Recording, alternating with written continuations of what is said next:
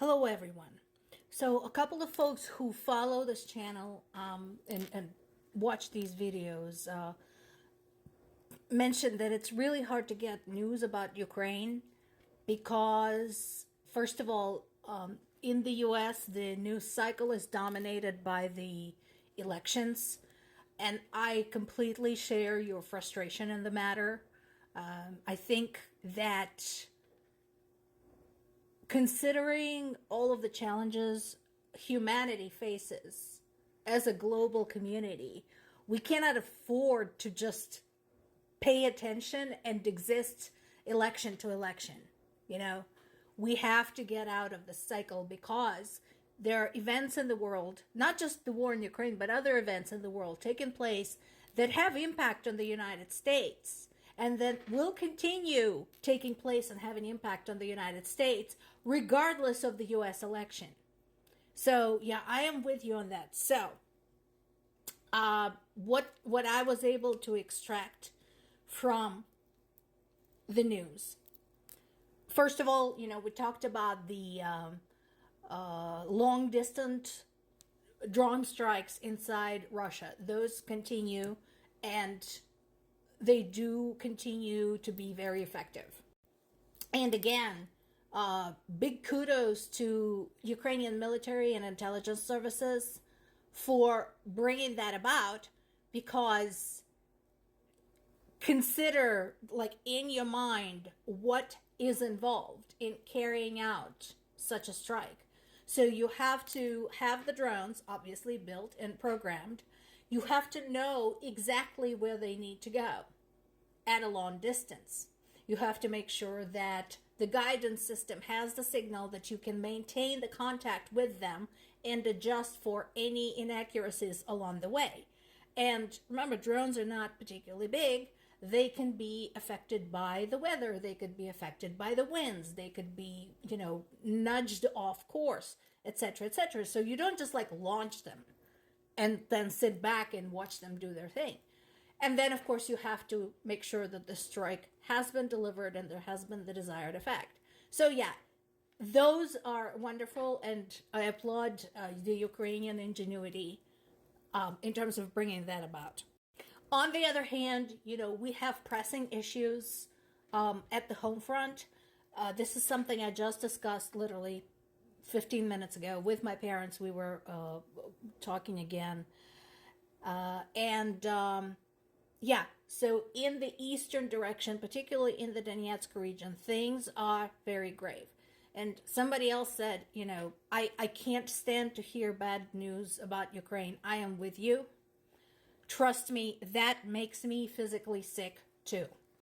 And I have been covering the events in Ukraine daily in one shape or form for 10 years now, since the invasion of Crimea. So trust me, I am with you. I have news fatigue, especially bad news fatigue too. But I feel it is my duty to continue reporting this. It is one of the things in which I can help the country of my birth. And also, as I said before, my parents are on the ground, and initially they refused to leave because, yes, we did have that conversation. And now there is no reasonable way for me to extract them because I'm not a wealthy person. I don't have a private jet. I cannot charter a private helicopter and airlift them out of there. So this is all I can do. Read the news, analyze the news, compile the news, report the news. So much as it makes me sick when I report on something like this about Russian forces using planes, artillery to support their infantry and invade yet another Ukrainian city or town or village, I have to keep doing this. If you have the luxury of taking time off from this news, please do. Not a damn thing wrong with this. Please do. I would be the last person to judge you. Okay? If you have that opportunity, please walk away, clear your mind, because, yeah, this shit is pretty horrid. There is a continued conversation about the submarine. Now, here's the thing that surprises me. And that is what kind of thought process went into leaving a submarine along the coast of Crimea, by the Russian Navy, by the Russian military and government. What were they thinking? As we mentioned before, there's nothing to cover it there. Did they think that just because it's underwater, Ukrainians weren't going to find it? Is that what they thought? Considering the recent experiences with Ukraine basically wiping out, like a third of Russian Navy, so much so that Russia was forced to withdraw everything they could from the Black Sea and the Sea of Azov, what did they think was going to happen? What were they hoping for? So, yeah, another big kudos to Ukrainian military and intelligence services for bringing this about and basically showing Russia that, they're idiots. And once again, I support the strategy of making Crimea hot because two reasons. One, apparently there is a pressure on Ukraine from the Western allies to just give up on Crimea. And again, my question would be, for example, for the US, how would you feel if Russia walked in and hacked off Alaska, which they are considering doing, by the way, have been considering doing that for about a year and a half now. That is a project circulating around their parliament. Or how would you feel if, Russia walked in and hacked off another piece of Finland or another piece of Poland? So, no. No, would you just give up on it and say, oh, well, let's prevent further loss of life? No, you'd fight like hell for it. And that's what Ukrainians are doing. And second, again, this strategy of pounding the shit out of Crimea is to make it so unpalatable, so unlivable for Russia, for Russians living there, that they want to leave, that they run and swim and whatever out of there. Because when Crimea was initially invaded, they were celebrating, say, Crimea is ours, Crimea is ours. When the fake referendum was held, all of that, they were celebrating.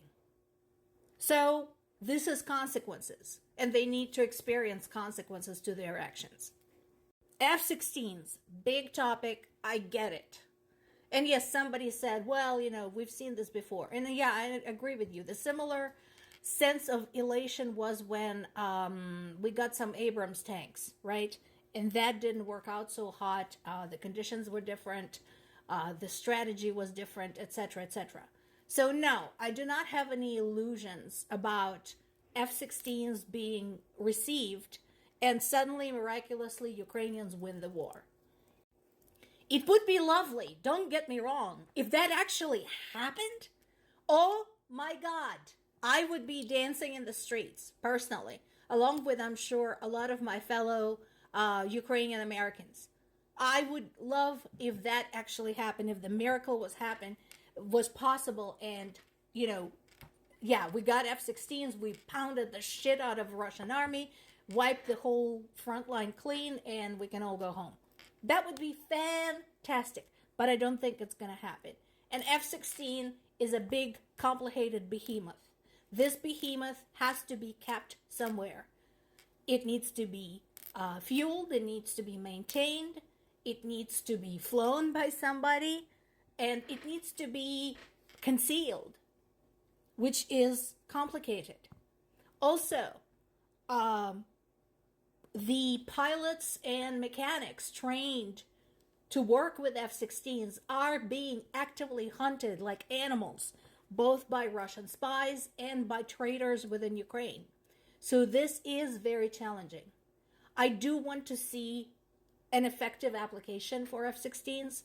I do want to see that they tip the scales in this war, but I'm not gonna have any illusions on the subject. I'm gonna wait and see. Meanwhile, let's just all have some hopes that it's not too late.